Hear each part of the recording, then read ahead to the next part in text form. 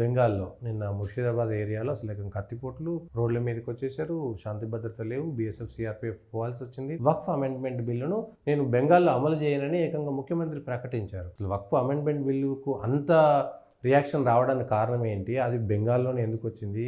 Bordering state అది కూడా. బెంగాల్లో ముస్లింల ప్రాబల్యం ఉంది. అక్కడ మమతా బెనర్జీ గారు సగం ముస్లిం అనేది అందరికీ తెలిసింది. ఆమెకి వాళ్ళ ఓట్లే ఆధారం, కీలకం.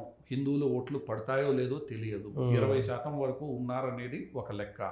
సో అనధికారికంగా ఇంకా బంగ్లా నుంచి వచ్చిన ఒకవైపు ఓట్లు వేస్తారు అనేది కూడా అక్కడ కాంగ్రెస్కి వేయట్లేదు, కమ్యూనిస్టులకు వేయట్లేదు, ఆమెకే వేస్తున్నారు అనేది. ఆ ఓట్లు అనేది బీజేపీ ఇతర పక్షాలకు కీలకం అనేది.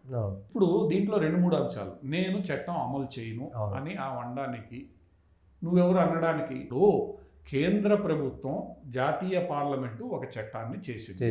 దాన్ని నేను అమలు చేయను అంటే అది నీ కర్మ.